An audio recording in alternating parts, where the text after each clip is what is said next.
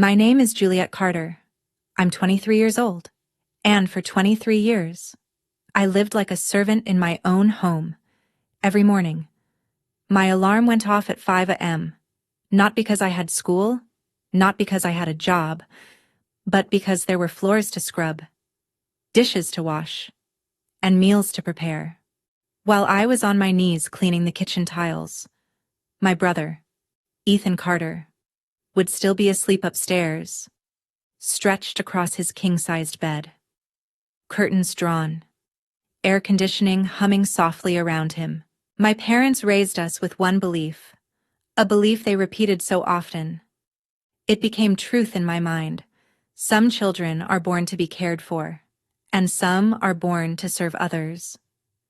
Then my mother would look at me and say, "You're the second kind, Juliet." I never questioned it. Not once. Not in 23 years. Until the day everything changed. It happened during my brother's wedding, right in the middle of a family photo. The bride's father, a man I had never met before, suddenly froze when he looked at me. His hand started trembling. His face went pale. Then he stepped forward, pulled me aside, and asked me something that shattered my entire world. "Do you know who your real mother is?"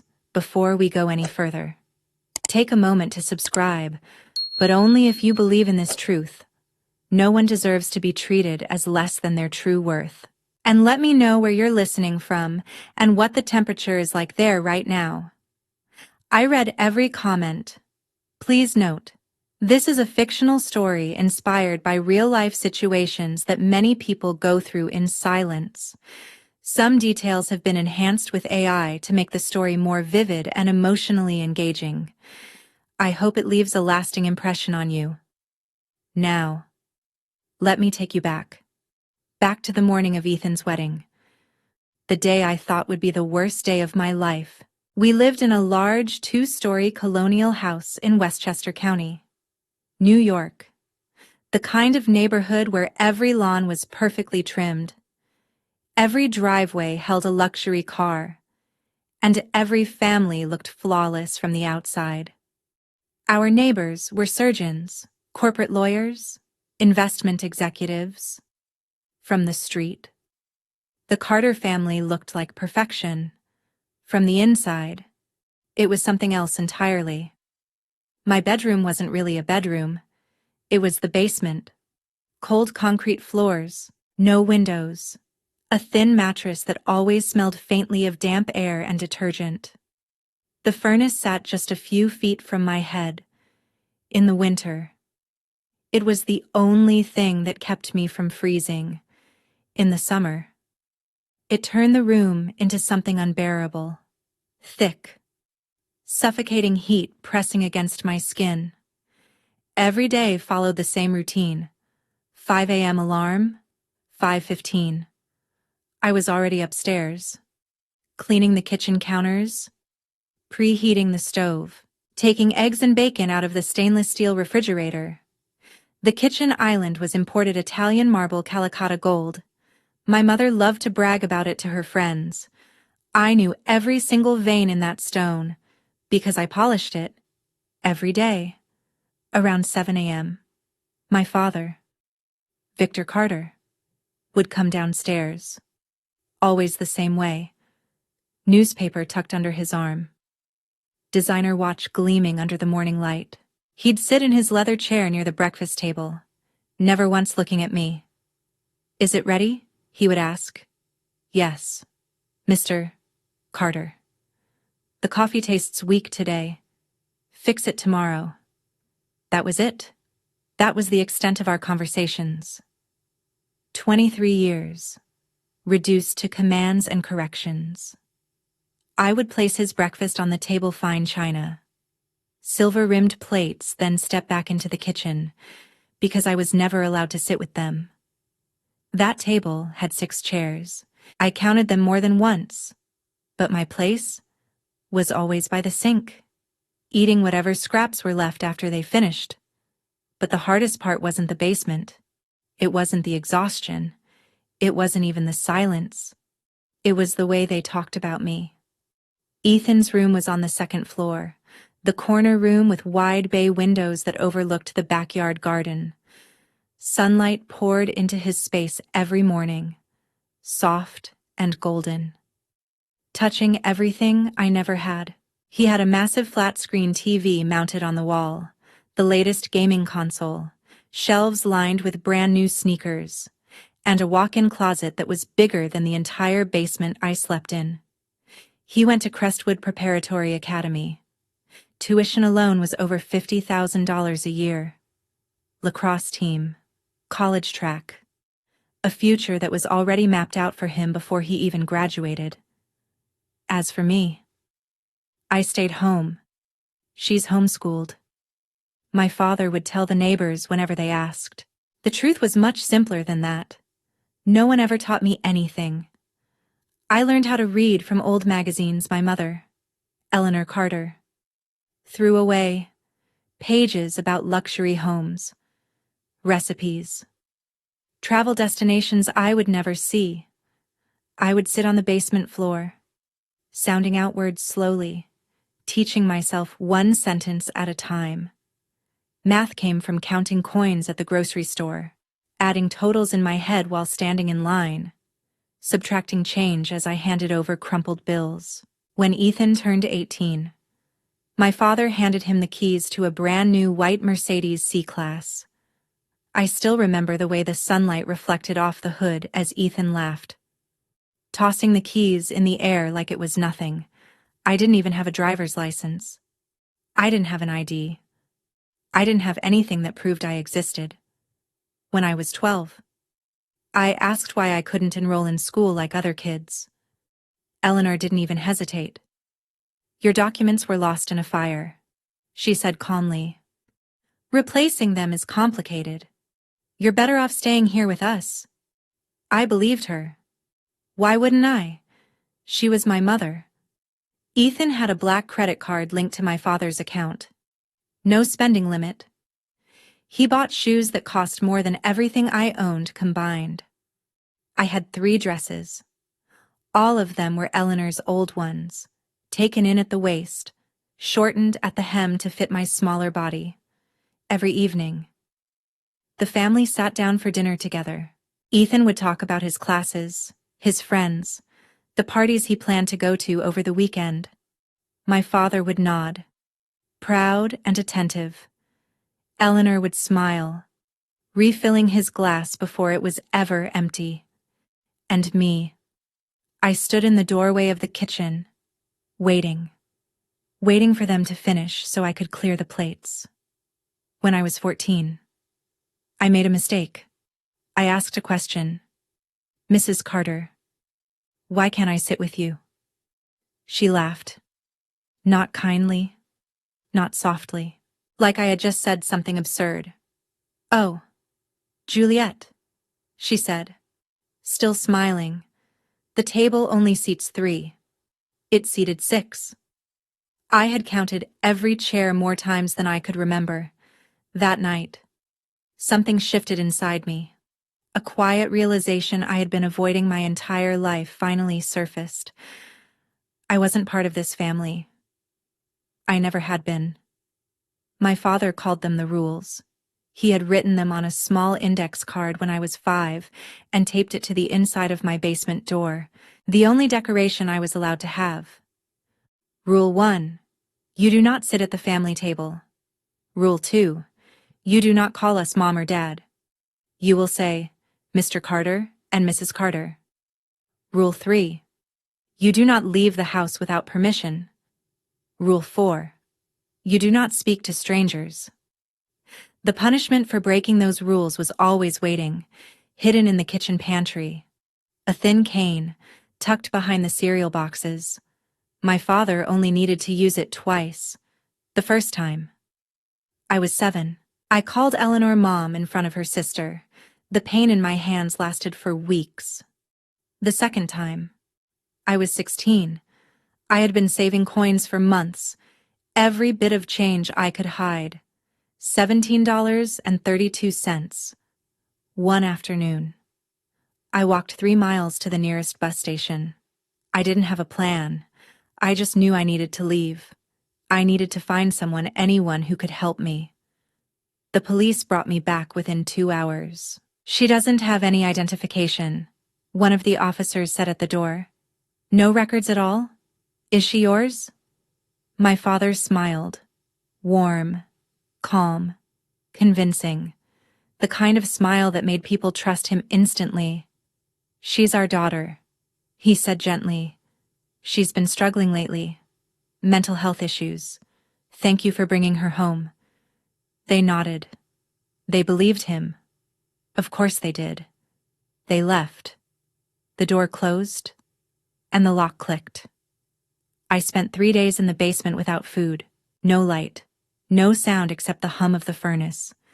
When he finally came down and opened the door, my father crouched in front of me. His voice was quiet, cold, without papers. You don't exist, he whispered. And if you don't exist, no one will ever believe you. No one will ever help you. Do you understand? I understood. After that, I never tried to leave again.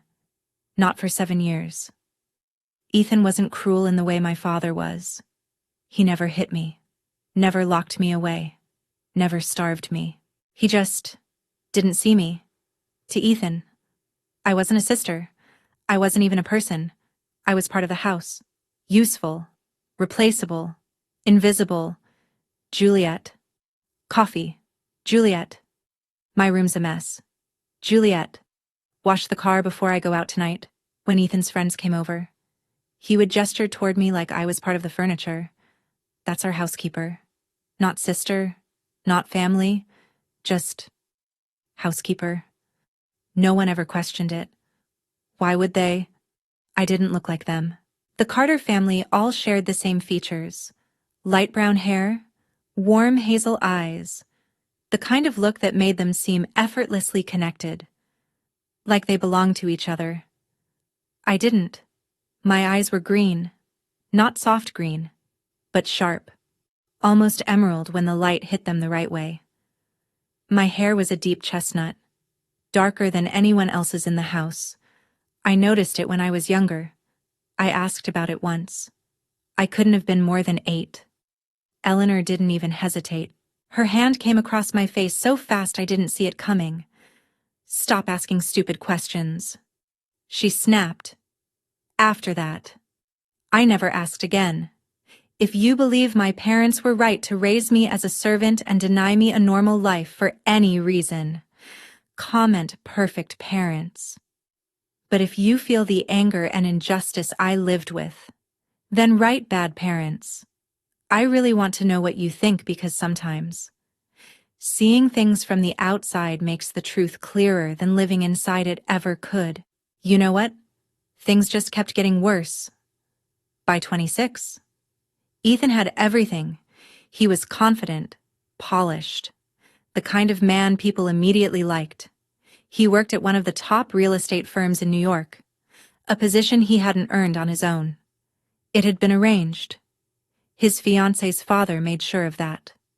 Her name was Charlotte Whitaker. Blonde, elegant, perfectly composed in every way that mattered. The daughter of Charles Whitaker, the CEO of Whitaker Holdings. A man whose wealth and influence opened doors most people never even knew existed. Ethan proposed to her 3 months before the wedding. A private dinner in Manhattan. A 2-carat diamond ring. Charged. Of course. To my father's account. The Carter family had never been happier. Because this wasn't just a marriage. It was an opportunity. I overheard my father talking to Eleanor the night the engagement was announced. This is it, he said. His voice low but filled with excitement. This is how we step into their world. Eleanor laughed softly. Charles Whitaker could change everything for us. They had no idea how right they were. Charles Whitaker would change everything, just not in the way they expected. The woman Ethan was about to marry would play a role in tearing apart everything the Carters had built, not because of who she was, but because of who her father was. I was 15 when I finally asked the question I had been holding inside for years. Eleanor was sitting in the living room, flipping through a home decor catalog, marking pages with neat little tabs. I had just finished mopping the floors. My hands were raw from bleach, the skin dry and stinging. "Mrs. Carter," I said quietly. She didn't look up. "What is it? Why am I different from Ethan?" The pages stopped turning. Slowly, she lowered the catalog and looked at me. Her eyes were cold, flat, the kind of look that made you feel like you had already made a mistake. "Different," she repeated. My voice trembled, but I kept going. "Why does he go to school? Why does he sit at the table? Why do I have to?" "Because," she cut in sharply, her voice slicing through the room. "Some children are born to be loved, and some are born to be useful." She stood, setting the catalog aside. "You are the second kind." "Juliet," she said, each word precise. "That is your purpose. That is your place." Then she turned away. Just like that. The conversation was over. That night, I sat alone in the basement, staring at my reflection in the small, cracked mirror above the utility sink. The only mirror I was allowed to have. I studied my face, the shape of my eyes, the color, the lines that didn't match theirs.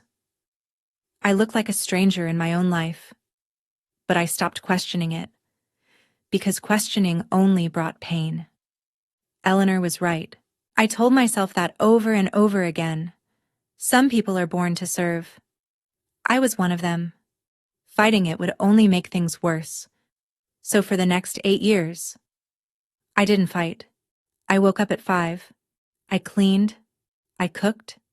I stayed invisible. And I told myself this was what I deserved. This was my life. Until Ethan's wedding. Until the man who looked at my face and saw someone else entirely. I didn't know it then. But in less than 24 hours, every lie I had ever believed would begin to fall apart. The wedding announcement came 6 months before the ceremony. Ethan Carter and Charlotte Whitaker. The venue was a luxury hotel in White Plains. 200 guests, a live orchestra, a 5-tier cake flown in from Manhattan. The total cost was over $200,000, paid entirely by Charles Whitaker. My father had never been so proud. For weeks, he moved through the house like a man who had already won, like everything he had ever wanted was finally within reach. "This is the biggest day of our lives," my father kept saying, his voice filled with excitement I had never heard directed at me. "The Whitakers are old money, generations of influence.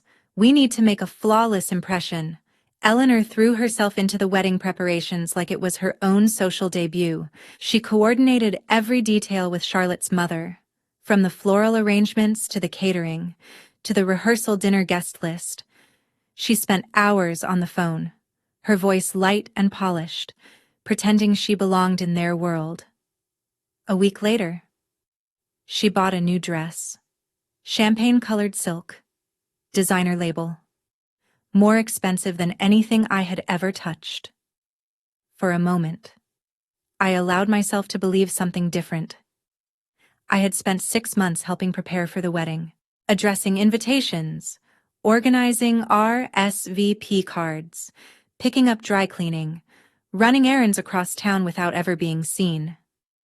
I even practiced walking in heels late at night in the basement, careful not to make noise, imagining what it would feel like to stand beside Charlotte in a soft lavender dress. I thought maybe, just this once, I would be included. 3 weeks before the wedding, Eleanor called me into the kitchen. "We need to discuss your role," she said. My heart lifted. "Will I be walking with the bridesmaids?" I asked quietly. She laughed. Not warmly, not kindly. "No, Juliet, She said, "You'll be assisting with service, carrying drinks, making sure the guests are comfortable." The words settled over me like cold water. "You mean, working the wedding?" "It's not working," she replied smoothly. "It's helping." Her smile was practiced, controlled. "You know how you are," she continued. "Awkward, clumsy. If you stood up there in front of the Whitakers, people would start asking questions. Is that what you want to embarrass Ethan on the most important day of his life?" I shook my head. I didn't trust my voice. That familiar numbness spread through me again. Quiet and suffocating. Later that evening, the invitations arrived. Thick, elegant paper with embossed gold lettering. Each one perfect. Each one deliberate. I searched through every card, every single one. My name wasn't there. Not under family, not under guests, not anywhere. The rehearsal dinner took place at an exclusive country club overlooking rolling green lawns and a private golf course. Everything was polished. Everything was expensive. I wore a simple black dress with a white apron tied tightly around my waist. Eleanor had chosen it herself. "You look presentable," she said as she adjusted the collar. "Remember, smile when needed. Speak only if someone speaks to you first. And most importantly, don't draw attention to yourself." I nodded. I already knew my role. Invisible. I carried a silver tray filled with champagne flutes, weaving through conversations I wasn't part of. Families with old names. Business partners. People who spoke about investments and properties like they were discussing the weather. No one looked at me. No one saw me. I was just part of the background. Until Charlotte noticed. She approached me near the bar. Her presence effortless. Her posture perfect. Her engagement ring caught the light as she moved. "You're Ethan's sister?" "Right, Juliet." I almost dropped the tray. "Yes." "Ma'am?" She frowned slightly. "Why aren't you sitting with the family?" Before I could answer, Eleanor appeared beside me. "Oh, Juliet prefers to help," she said brightly. Her voice warm in a way it never was in private. "She's always been shy, much happier staying out of the spotlight." Her hand rested lightly on my arm, a gesture that looked affectionate to anyone watching. Charlotte hesitated.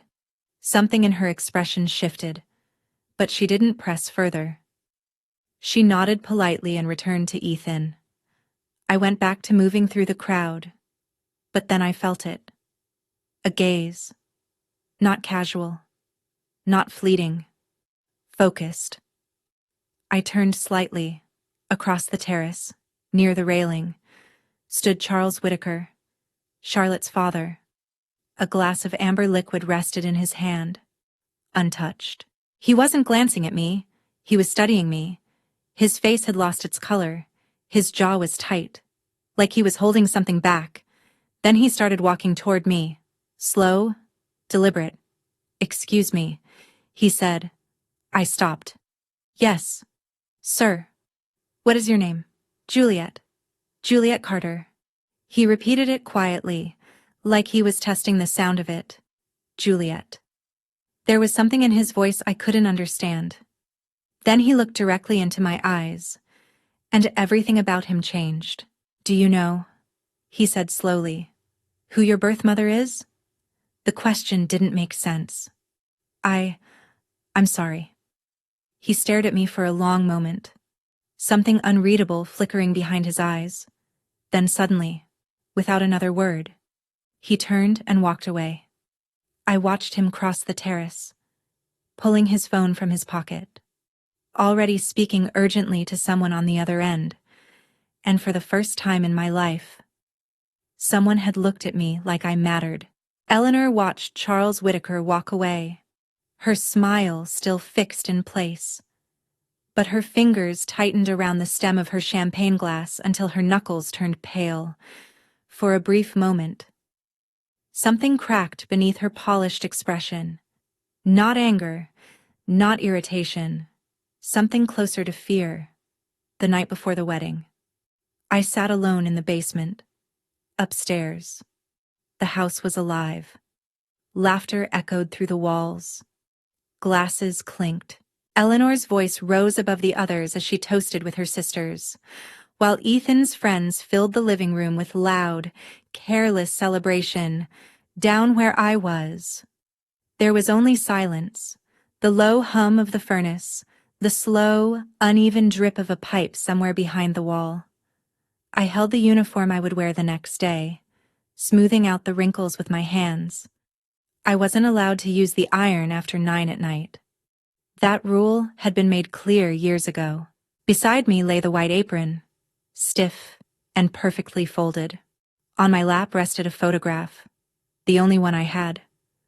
I was 5 years old in that picture, standing at the very edge of the frame. Ethan, still a toddler, was in Eleanor's arms, laughing. My father stood beside them, one hand resting on her shoulder. They were close, connected, a family. I was just there, not touching anyone, not being held, just present. In 23 years, I had never seen a single photograph where I stood beside them. Not one. Why, the question had always been there, quiet and persistent. But I had learned to bury it. Questions led to consequences. Curiosity led to punishment. But that night, in the darkness, it refused to stay hidden. Why didn't I look like them? Why did they treat me like I didn't belong? Why had they kept me invisible for so long? I thought about Charles Whitaker, the way his face had changed when he saw me, the way his voice had trembled when he asked about my mother. He had looked at me like he recognized something, like he had been searching. But that didn't make sense. No one had ever searched for me. No one had ever wanted me. Tomorrow, I would stand in a room full of people, serving drinks while my own family pretended I didn't exist. And then, everything would go back to normal. At least, that's what I believed. I had no idea how wrong I was. I woke at 4 a.m. The house was still, quiet in a way it never was during the day. I moved carefully, stepping lightly as I made my way upstairs. The routine was automatic. By 5, breakfast was already underway. Eggs Benedict, fresh orange juice, everything prepared exactly the way my father expected on a day that mattered. By 6, the dining table was set, fine china, polished silver, every detail in place. Then I went upstairs to the guest room. Charlotte's wedding dress hung there, protected inside a garment bag. It was breathtaking. Ivory silk, hand-embroidered details, a long, flowing train that seemed too delicate to even touch. Eleanor had insisted on keeping it at our house, claiming the storage conditions were better. But I knew the truth. She wanted to show it off, to let people see what she was now connected to. I carefully began steaming the fabric, moving slowly, precisely. My hands trembled slightly. One mistake, one mark, one wrinkle left behind. I didn't want to imagine the consequences. Footsteps sounded behind me. I froze. Eleanor stood in the doorway, wrapped in a silk robe, her hair pinned in rollers. "Be careful," she said sharply. "Don't touch the beading. That's imported crystal. It's worth more than you are." "Yes, Mrs. Carter." She watched me for a moment, arms crossed. "When we arrive at the hotel, you will use the service entrance," she continued. "I don't want anyone seeing you come in with us." "Yes, Mrs. Carter and Juliet." Her voice dropped, colder now. "Do not embarrass us. This is the most important day of Ethan's life. If you do anything to ruin it, I will make sure you regret it." My father's voice echoed from downstairs. "Juliet, where's my coffee?" Eleanor smirked slightly before turning and leaving. I stood there, the steamer still in my hand, staring at the dress, at the life it represented, a life I wasn't allowed to touch. Something inside me shifted, quiet, subtle, but final. This would be the last time. I didn't know how. I didn't know when. But I knew one thing. I couldn't keep living like this. Enough. The ballroom at the Grand Regency Hotel looked like something out of a dream. Crystal chandeliers hung from towering ceilings, scattering light across polished floors. White roses covered every surface, arranged in perfect symmetry along the aisle. The stage, the towering arch where vows would soon be spoken. Everything was flawless. Everything was beautiful. And none of it belonged to me. 200 gold-trimmed chairs were arranged in perfect rows, all facing the elevated platform where Ethan would soon stand and promise his future to a woman whose family wealth could have bought our entire neighborhood twice over. I didn't enter through the front. I came in through the service entrance. The loading dock smelled faintly of metal and cleaning solution. The catering manager barely looked at me as he handed over a silver tray. Champagne service.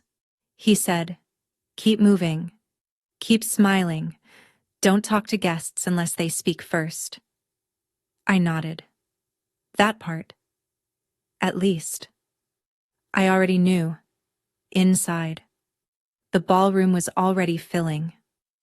Women in elegant gowns moved like they belonged there. Men in tailored suits stood in small groups, laughing softly, glasses in hand. Diamonds caught the light from the chandeliers above, scattering reflections across the room. I moved between them, offering champagne. My eyes lowered. A woman dressed in Chanel paused in front of me. "Excuse me," she said.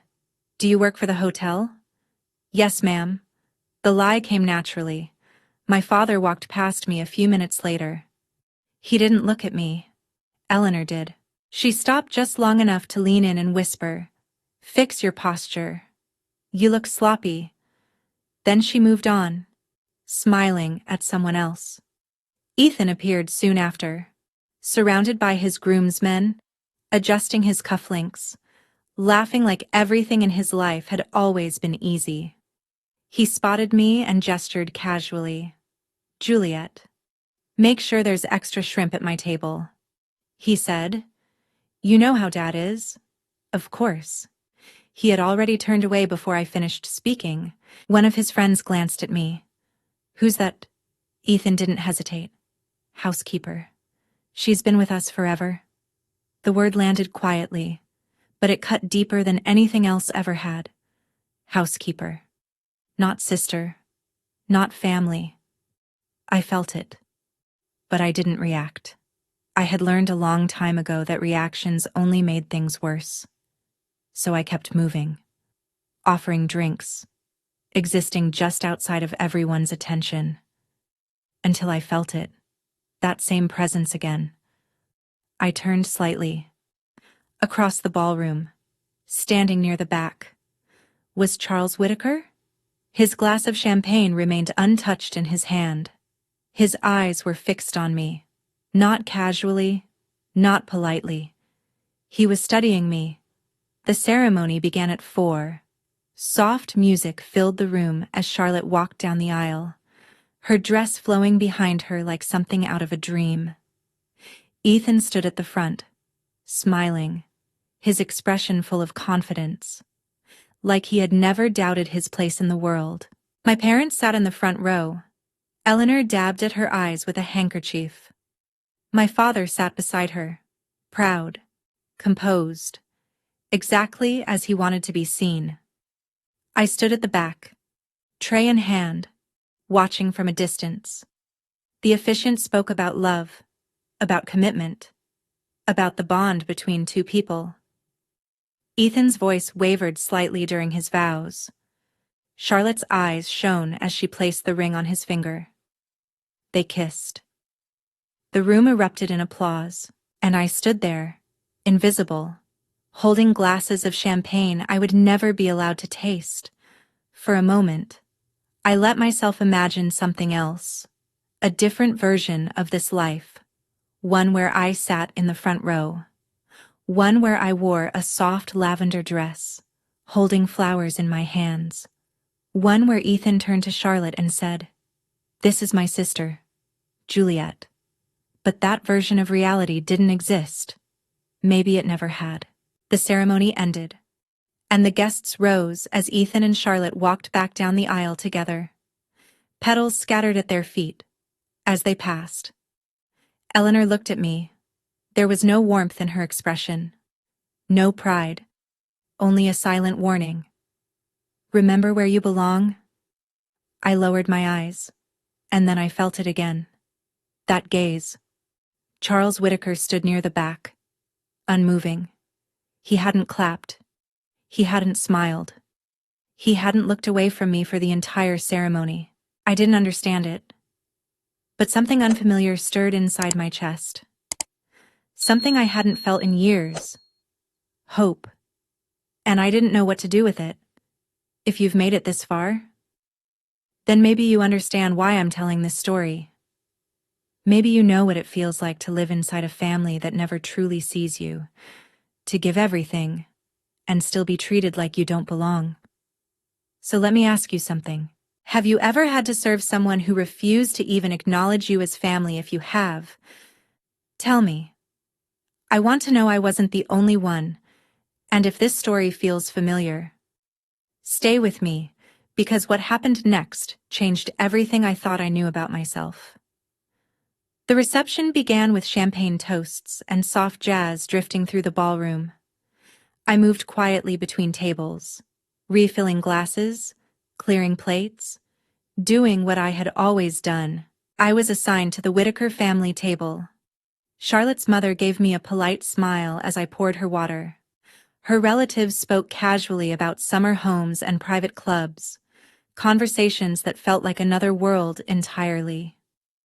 At the head of the table sat Charles Whitaker.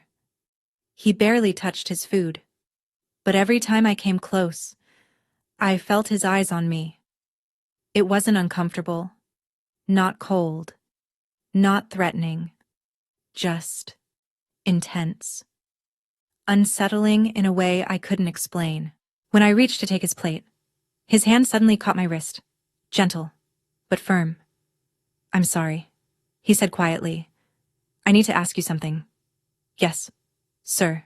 Your name is Juliet." "Yes. Juliet Carter." "Yes, sir." His grip loosened, but his hand trembled slightly. "Do you know who your mother is? Your real mother?" The question again? The same one from the night before. "I live with Mr. and Mrs. Carter," I said carefully. "They've raised me since I was a child." Something changed in his expression. Something deep and immediate. Pain. Or recognition. "I see," he murmured. Then he stood abruptly and walked away. I watched him step out onto the terrace, already pulling out his phone. Through the glass, I could see him pacing, speaking quickly, urgently. Charlotte noticed. "Is my dad okay?" she asked, glancing toward the doors. I'm not sure." At the table, Eleanor had gone completely still. Her glass hovered in midair. She leaned toward my father and whispered something under her breath. He turned. His eyes locked onto me, and for the first time in my life, I saw fear on his face. Real fear. The photographer clapped his hands, calling everyone together. Family portraits. Both sides. "Please gather near the arch." The Whitaker family assembled first, graceful and composed, dressed in soft, coordinated colors. Then my family stepped forward. My father adjusted his tie. Eleanor smoothed her dress. Ethan wrapped an arm around Charlotte, smiling for the cameras. I stayed where I was, at the edge, holding my tray. The photographer scanned the group, then frowned slightly. "And her?" he asked, pointing at me. Is she family? Silence? My father's smile tightened. Eleanor looked down. Ethan said nothing. Then Charles Whitaker's voice cut through the moment. Yes, she is. Every head turned. Juliet, he said, his tone calm but firm. Come stand with us. I froze. Sir. You heard me. I slowly set the tray down. My legs felt unsteady as I walked toward them. My father's face had turned red. His jaw clenched tight. But he said nothing. He couldn't. Not to him. Not to the man who had paid for everything. Charles stepped closer and placed his hand gently on my shoulder. Warm, steady. Right here, he said softly. This is where you belong. For a moment, I forgot how to breathe. The photographer lifted his camera. Everyone ready. Smile. The flash went off. Charles didn't move his hand. As the photographer showed him the preview, I watched his face closely. He zoomed in. Not on Ethan, not on Charlotte. On me. And as he stared at the image, his eyes filled with tears. Those eyes. He whispered under his breath. That jaw. My God. Charles Whitaker pulled out his phone again and stepped away. Already dialing. I caught only pieces of what he said. It's her. I'm certain. Get the file, the 2003 case, and prepare a DNA kit tonight. My heart stopped. I didn't understand what I had just heard, but something about it felt too big, too real to ignore. Before I could think further, a hand gripped my arm. Hard. My father. He dragged me away from the ballroom, through a service corridor and into a narrow hallway lined with stacked crates of champagne. The music and laughter faded behind us, replaced by silence. What did you tell him? He demanded. His face inches from mine, breath sharp with alcohol. Nothing, I said quickly. I swear. I didn't say anything. Don't lie to me. His grip tightened, pain shooting up my arm. Why is Whitaker asking about your mother? I don't know, I whispered. He just asked, and I told him I live with you. He shoved me back against the wall. The crates rattled behind me. Listen carefully. He hissed. If you say anything to anyone about this family, I will throw you out. No money, no clothes, nothing. You'll be on the street within a week. Do you understand? I nodded. Of course I understood. I always had. Footsteps echoed down the hallway. Eleanor appeared, her heels sharp against the concrete floor. What's going on? He's asking questions about her. My father snapped, jerking his head toward me. Something's wrong. Eleanor's expression hardened. She walked toward me slowly, her dress brushing the floor with every step. Juliet, she said, her voice cold. After the reception. You stay in clean. You do not speak to anyone, and whatever Mr. Whitaker asks you, you say nothing. She paused, her eyes locking onto mine. We are your family. We took you in. Without us, you would be nothing. Her smile returned, polished and empty. Now go back in there, and don't embarrass us again. They left. Just like that.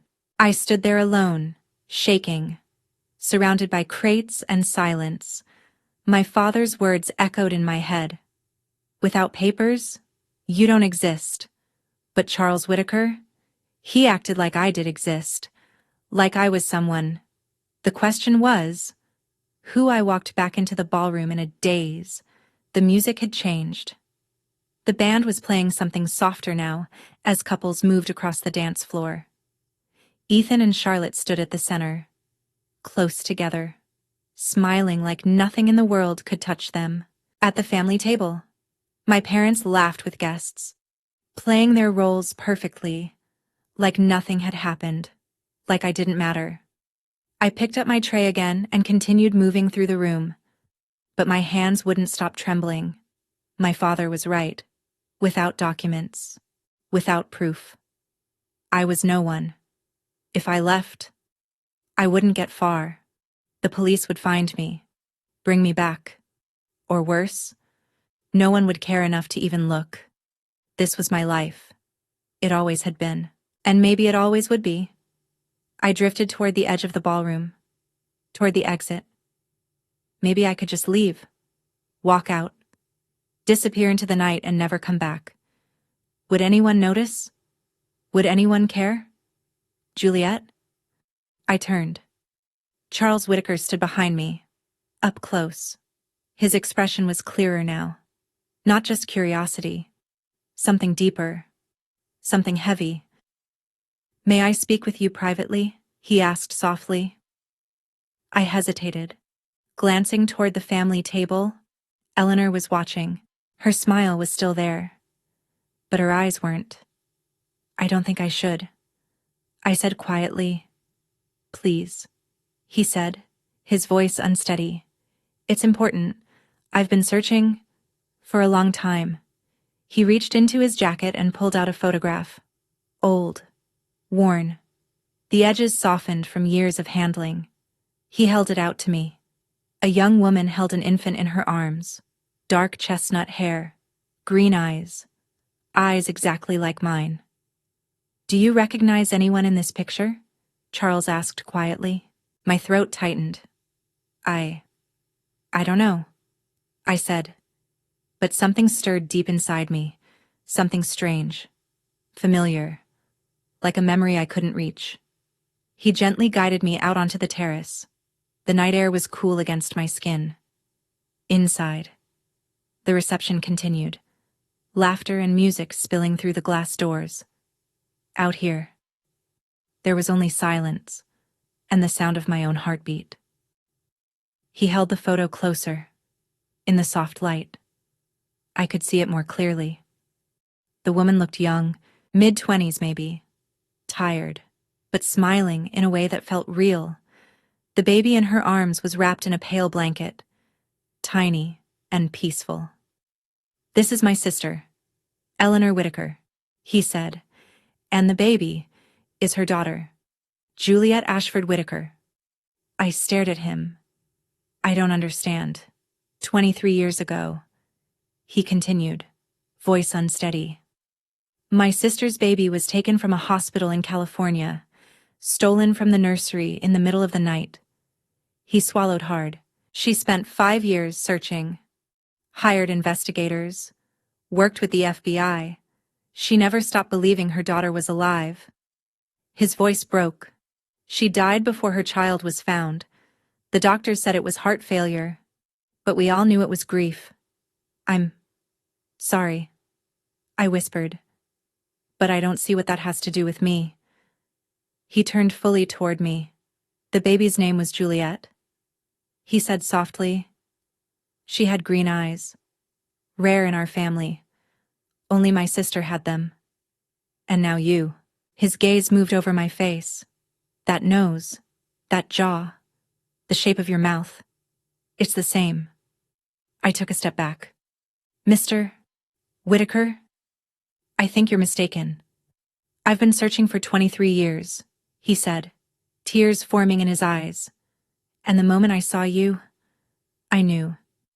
He reached into his pocket and pulled out a small plastic tube. Please, let me take a DNA sample. If I'm wrong, I'll leave you alone forever. But if I'm right. He paused, steadying himself. If I'm right, then the people in that ballroom are not your family. They're the ones who took you. The words hung in the air. Took you. For 23 years. I had been told I was nothing, that I should be grateful, that I existed because they allowed it. And now this man was telling me something entirely different, that I might have been stolen, that everything I believed was a lie. I can't, I said, backing away. I can't do this. Juliet, please, he said gently. I have a certified lab ready. Results in 72 hours. And if it matches, he swallowed, then you're my niece. You're Eleanor's daughter. I stared at him. And there's something else, he added, before she died. My sister created a trust in her daughter's name. In your name. It's been growing for 23 years. My voice barely worked. How much he met my eyes. $12 million. The world tilted. But he shook his head quickly. This isn't about money. It's about the truth. About justice. About finally giving my sister peace. Inside. The music slowed. A soft song filled the ballroom, through the glass doors. I saw Eleanor scanning the room, looking for me, like I belonged to her, like I was something she owned. I thought about the basement, the rules, the cane hidden in the pantry, 23 years of being told I was nothing. And then I thought about a woman who had lost her child and never stopped searching. I looked back at him. What do I need to do? He opened the kit. Just open your mouth. The next 72 hours felt endless. I went back to my routine, waking at 5, cleaning, cooking, staying silent. But something had changed. Every time my father gave an order, I looked at him differently. Every time Eleanor criticized me, her words echoed differently in my head. And one question refused to leave me. Did you buy me? They noticed the change in me before I ever said a word. On the second morning, Eleanor's voice cut sharply through the kitchen. What's wrong with you? I had let the coffee sit too long. It had gone bitter. Nothing. Mrs. Carter, I'm just tired. You're always tired, she snapped, pouring the entire pot down the sink. Make another one. And pay attention this time. Yes. Mrs. Carter. I made another pot. I washed the dishes. I folded the laundry. I did everything exactly the same, but nothing felt the same anymore. In the pocket of my dress, I carried the small piece of paper Charles Whitaker had given me. His number, written in blue ink, folded carefully so no one would find it. Ethan and Charlotte had already left for their honeymoon, somewhere far away, somewhere warm and effortless. The house felt quieter without him, but the silence didn't bring peace. It only made everything heavier. On the third night, I lay awake in the basement, staring at the ceiling, counting seconds instead of hours. Then my phone buzzed. The old phone I had bought with saved coins lit up in the dark. A message from an unknown number. Results are in. Can you meet tomorrow, 10 a.m.? Cafe on Main Street. CW. My heart stopped. Then it started again. Faster than I could control. I typed back with shaking hands. I'll be there. The next morning. I told Eleanor I needed to buy cleaning supplies. She didn't even look up from her magazine. Be back before noon. I have guests coming. Yes. Mrs. Carter. I walked out the door, and I didn't stop walking. Not until I reached the cafe. It was small, quiet, the kind of place no one paid attention to. Brick walls, mismatched chairs, the smell of coffee hanging in the air. He was already there, sitting in the corner. A manila envelope in front of him. He looked different, tired, worn, like he hadn't slept. Juliet, he said, standing as I approached. Thank you for coming. I didn't sit right away. What do the results say? He didn't answer. He just slid the envelope across the table. I opened it slowly, my fingers trembling. The page inside was filled with numbers, technical terms I didn't understand. But one section was highlighted. I read it once, then again, and again. The words didn't change. Probability, 99.97%. Conclusion, the tested individual, Juliet Carter, is the biological daughter of Eleanor Ashford Whitaker. My vision blurred. You're my niece, Charles said softly. You're Eleanor's daughter. Your name is Juliet Ashford Whitaker. The room felt like it was tilting. I gripped the edge of the table to steady myself. This is real, I whispered. It's real. He reached across the table and placed his hand over mine. I've already contacted federal investigators. The case from 2003 is being reopened. I stared at him. What happens now? His expression hardened. If Victor and Eleanor Carter obtained you illegally, if they bought you from traffickers, they will be prosecuted. The word felt unfamiliar. Prosecuted federal charges. He said, human trafficking, fraud, child endangerment. They could face decades in prison. I leaned back slowly, the report still in my hands. 23 years. 23 years of being told I was nothing, that I should be grateful, that I was born to serve, and none of it was true. I wasn't unwanted. I wasn't worthless. I had a family, a real one, a mother who had loved me so deeply. She never stopped searching. And now the truth was finally here.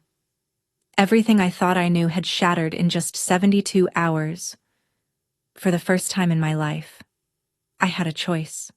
I could walk away, disappear, start over somewhere new and never look back. Or I could stay and make them answer for everything they had done. What would you do in my place? Would you walk away or make them face the truth? Tell me in the comments. I really want to know. And if you're still here, stay with me, because what happened next changed everything. 1 week later, everything was set in motion. Charles Whitaker invited the Carter family to his estate in Greenwich. A massive property. 12 bedrooms, sprawling gardens, iron gates that opened into a world my parents had only ever dreamed of entering. The official reason was simple: business. An opportunity for Ethan. My father was ecstatic the moment the invitation arrived. This is it, he said at dinner, barely able to contain his excitement. This is how we move up. I knew this marriage would pay off. Eleanor spent days preparing. New outfit, perfect hair, every detail polished. Ethan and Charlotte even cut their honeymoon short to attend. No one suspected anything.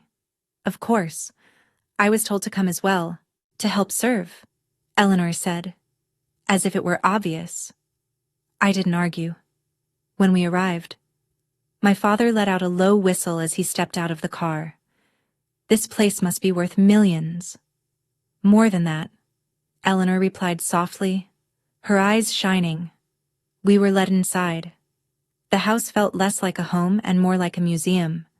High ceilings, oil paintings, antique furniture placed with careful precision. Charles greeted us warmly. A handshake for my father. A polite kiss on the cheek for Eleanor. Make yourselves comfortable, he said. Ethan and Charlotte will be here shortly. I stayed near the doorway, silent, watching. And that's when I noticed them. A man in a gray suit standing just beyond the next room. A woman seated nearby. A folder resting on her lap. Still. Observant. Waiting. Charles glanced at me and gave the smallest nod. Everything was ready. My parents just didn't know it yet. Tea was brought in, served in delicate china. Eleanor accepted her cup gracefully, playing her role perfectly. This is a beautiful home, she said, truly stunning. Charles smiled politely, then sat down. There's something I'd like to discuss before Ethan arrives. My father leaned forward slightly. Of course, it's about Juliet. Silence fell instantly. My daughter, my father said carefully. Charles nodded. She's been with your family for quite some time, hasn't she? Since she was a baby? Eleanor answered quickly. We adopted her, gave her everything. A home. Stability. We've been very good to her. Adopted. Charles tilted his head slightly. That's interesting. My father's fingers tightened around his cup. What do you mean I had my attorneys check the records? Charles continued calmly. There is no adoption paperwork for anyone named Juliet Carter. The room went still. My father set his cup down. Records can be incomplete, he said. Things get lost. I also checked state records. Charles added. No birth certificate, no social security number, no hospital records at all. Eleanor's smile began to falter. What exactly are you implying? Charles leaned forward slightly. I'm saying Juliet has no legal identity, no documentation whatsoever. His voice remained calm, but the weight of his words filled the room. So the question becomes? He paused. Where did she come from? My father stood abruptly. I don't appreciate this. He snapped. I don't know what kind of game you're playing. It's not a game, Charles said evenly. Not anymore. He opened a leather folder and placed 2 documents on the table. I recognized them instantly. The DNA report. And another file, older, marked confidential. This, Charles said, pointing to the first, confirms that Juliet is a 99.97% genetic match to my late sister. My father's face drained of color. And this, he continued, tapping the second document, is a federal case file from 2003. My niece was taken from a hospital as an infant. No one spoke. Eleanor's cup slipped from her hands and shattered on the floor. That's impossible, my father said, his voice breaking. We would never then explain it, Charles said, his tone hardening. Explain why she has no records, no identity, no proof she was ever yours. There was a fire, Eleanor said quickly. Documents were lost. There was no fire. Charles cut in. I checked. The silence that followed felt suffocating. And then, the door opened. A man stepped in, followed by a woman holding up a badge. Victor Carter. Eleanor Carter. His voice was calm, official. I'm Special Agent Reynolds. We need to ask you some questions regarding the acquisition of your daughter. My father staggered back. Eleanor began to cry, and I stood there, watching everything finally collapse. Victor Carter. Eleanor Carter. You are under arrest for suspicion of human trafficking, document fraud, and child endangerment. The words landed like a final blow. My father tried to run.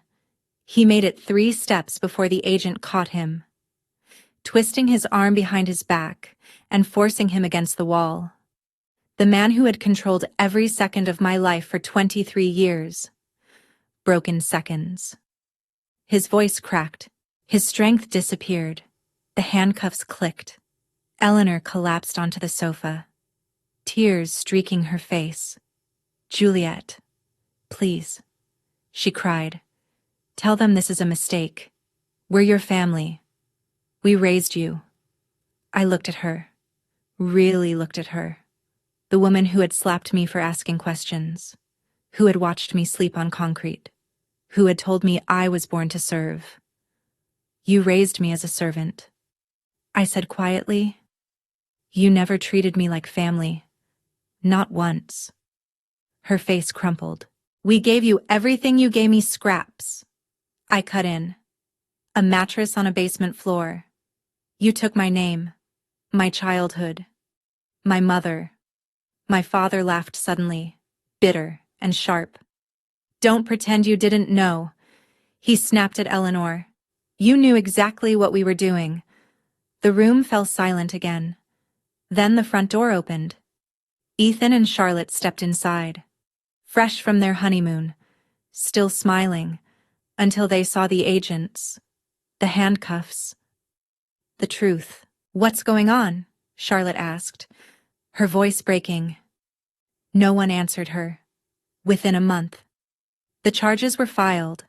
Victor and Eleanor Carter were indicted on multiple federal counts. The investigation uncovered everything. They had purchased me through an illegal network when I was a baby. $15,000, no records, no trace, just a transaction.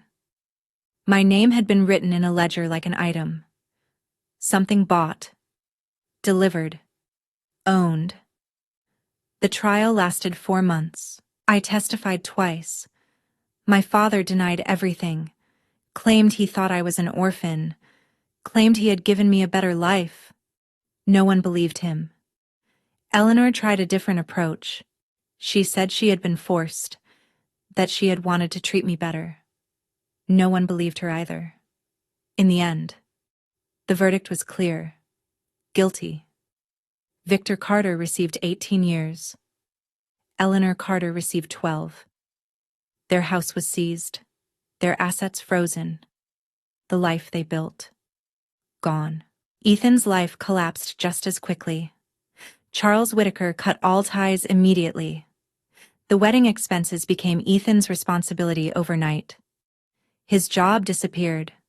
Charlotte filed for divorce within weeks. I can't be part of this, I heard her say over the phone one night. Your family bought a human being. I won't stay. The man who had once had everything, lost it all. And me. For the first time in my life, I was free. 6 months later, Ethan called me. I almost didn't answer, but I did. Juliet. His voice sounded different, smaller, empty. What do you want? I'm in trouble. He said, everything's gone. The apartment, the car. I can't get a job anywhere. People know. I stayed silent. I was hoping. Maybe you could help me. Just alone. Until I get back on my feet. There it was. After everything, he still saw me as someone who would fix things for him. Ethan, I said slowly, in all the years we lived in the same house, did you ever help me silence? Did you ever ask why I slept in the basement? Why I never went to school? Did you ever once treat me like your sister I didn't know? He whispered. You did, I said. You just didn't care. My voice stayed calm. You needed me to stay invisible. It made your life easier, Juliet. Please, I'm not going to help you. Not out of anger, not out of revenge, but because you need to learn something you never did. I continued. Actions have consequences, and so does silence. I hung up. My hand was shaking, but for the first time, my heart wasn't. 3 months after the trial, everything was finalized. The trust my real mother had created was released. Juliet Ashford Whitaker. That was my name.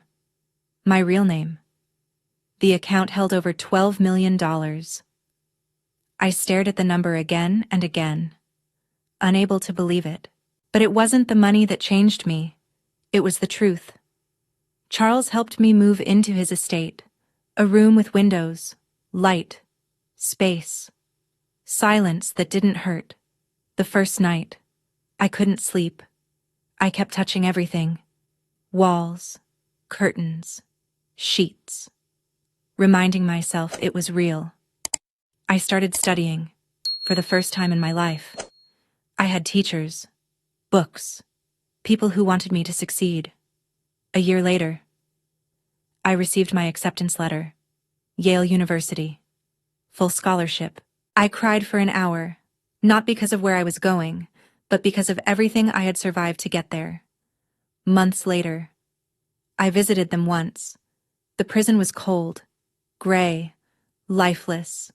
They looked older, smaller, broken. I prayed you would come. Eleanor whispered, I didn't come for you. I said, I came for me. My father leaned forward. Then say what you came to say. I met his eyes. For 23 years, you made me believe I was nothing. My voice didn't shake. But you were wrong. Eleanor started crying. We thought we were saving you. You thought you were getting free labor. I stood. I'm not here for your excuses. I'm here to tell you I'm done. I paused. I won't carry your cruelty anymore. I turned and walked away, and I never looked back. Now, I'm writing this from my dorm room. It's small, but it's mine. My name is on the door. My books are on the shelf. And every morning, I wake up, not to clean, not to serve, but to live. I'm studying psychology. I want to help people like me, people who were told they were nothing, because I know the truth now. I was never born to serve. I was born to be loved. And I intend to spend the rest of my life proving that, not just for me, but for anyone who has ever been made to feel invisible. If you would make the same choice as me, walk away, choose to heal, and refuse to carry the consequences of their actions, write great decisions so I know I'm not alone. But if you would choose differently, stay and help them, despite everything, then write, stay. There's no perfect answer here, only the one that protects your peace and your future. Have you ever been in a situation like mine?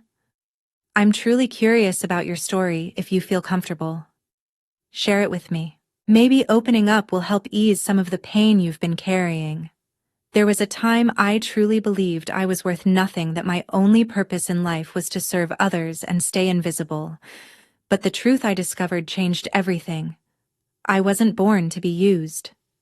And neither are you. This journey taught me that no matter how deeply someone tries to define your value, it doesn't make it true. Your worth is not decided by how others treat you, but by who you choose to become when you finally see the truth. I learned that silence can hurt just as much as cruelty, and that sometimes the hardest thing to do is to walk away from what feels familiar but is actually breaking you. Choosing yourself is not selfish, it's necessary. And healing doesn't mean forgetting what happened. It means refusing to let it control your future. If this story touched you in any way, I hope you remember this. You matter more than you've ever been made to believe. And your voice, your story, could help someone else feel less alone. If you want more stories like this, stories that remind us of our value, please consider subscribing, leaving a comment, and sharing this video. Your action might be the reason someone else finds the courage to stand up for themselves. Thank you for being here, for listening, and for being part of a community that lifts each other up. I'll see you in the next story. Welcome to Family Confessions. Our stories go beyond entertainment, helping viewers recognize toxic behaviors, understand boundaries, and reflect on their relationships, while reinforcing self-worth and the strength to heal and move forward. Each video follows a structured workflow ensuring quality and value for our audience. Thank you for being here.